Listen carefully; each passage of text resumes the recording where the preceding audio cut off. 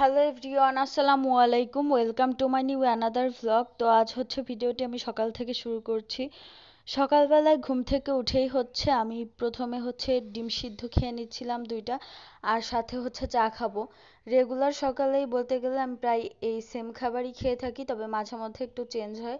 তো আমি ডিম সিদ্ধ এমনিতে খেতে ভালো লাগছিল না, যার জন্য একটু চাট মশলা দিয়ে খাচ্ছিলাম। তো এরপরে হচ্ছে আমি চা বসিয়ে দিয়েছি, আর চায়ের কালারটা কত সুন্দর হয়েছে মাশাল্লাহ। আর এত সুন্দর রোদ ছিল বাহিরে।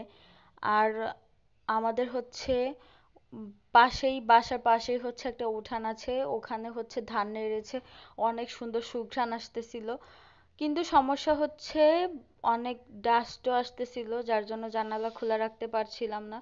তো চা নিয়ে আমি জানালার কাছে চলে আসি, যে চা খাওয়ার সময়টুকু অন্তত জানালাটা খোলা রাখি, এরপরে আটকিয়ে দেওয়া যাবে।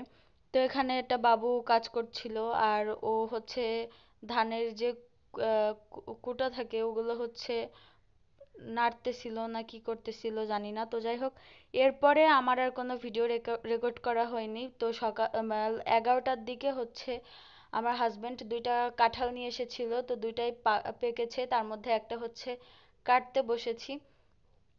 তো কাঁঠালটা এতটা বাজে হবে বুঝতে পারিনি, বছরের প্রথম কাঁঠাল এনেই বাস খেয়েছি। যাই হোক, আমাদের বাসায় অনেক কাঁঠাল গাছ আছে, আর সব কাঁঠালগুলোই মাশাআল্লাহ অনেক ভালো। তো এই কাঁঠাল দেখতেই পাচ্ছেন যে কেমন, এজন্য যারা বাজার থেকে কাঁঠাল কিনবেন অবশ্যই সতর্ক তার সাথে কিনবেন, কারণ না হলে এভাবে ধরা খাবেন। কাঁঠালগুলো দেখতেই পাচ্ছেন কতটা বাজে, আর একদমই মিষ্টি না, বড় বড় বীজ ছিল, আর গায়ে কোনো কাঁঠালের অংশই ছিল না বলতে গেলে। তো সত্যি বলতে কাঁঠালটা কিনে অনেক বড় লস খেয়েছি। এরপরে হচ্ছে আমি দুপুরে রান্না বান্নায় চলে আসি। তো দুপুরে হচ্ছে আজ আমি রান্না করব চিংড়ি মাছ দিয়ে কচুরলতি, আর সাথে হচ্ছে মিষ্টি কুমড়া ভাজা। এটা কিন্তু আমার ভীষণ প্রিয়। আজ যে দুইটা রান্না করব দুইটাই আমার অনেক বেশি প্রিয় খাবার। তো প্রথমেই হচ্ছে আমি চিংড়ি মাছগুলো কেটে বেছে নিয়েছি, আর এখানে কচুরলতিগুলো পরিষ্কার করে নিয়েছি। এরপরে হচ্ছে আমি কড়াইতে তেল দিয়ে তার মধ্যে পেঁয়াজ কুচি দিয়ে দিয়েছি। আর আমি যেহেতু এটা আগে কখনো রান্না করিনি, আজ প্রথম রান্না করছিলাম, তো আম্মুর কাছ থেকে রেসিপি শুনে নিয়েছি অনেক আগেই। তো প্রথমেই হচ্ছে আমি চিংড়ি মাছ আর পেঁয়াজ দিয়ে ভাজতেছিলাম।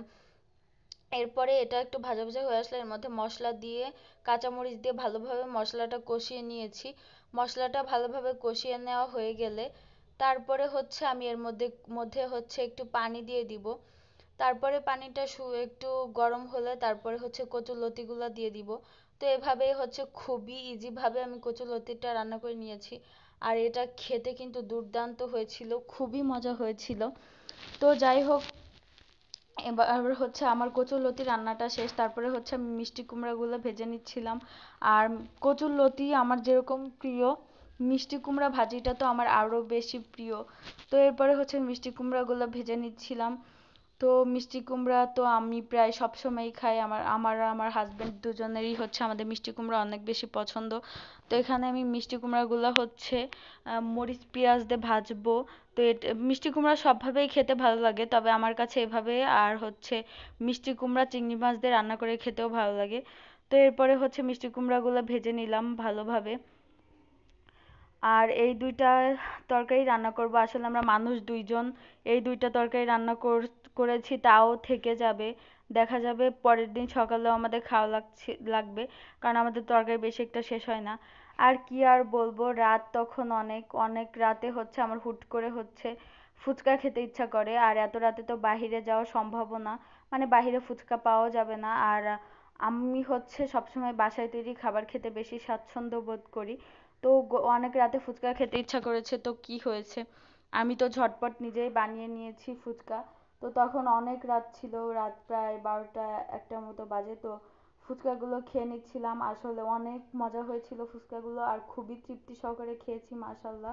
তো আজকের ভিডিওটি এই পর্যন্তই। সবাইকে অসংখ্য ধন্যবাদ সম্পূর্ণ ভিডিওটি দেখার জন্য। আল্লাহ হাফেজ।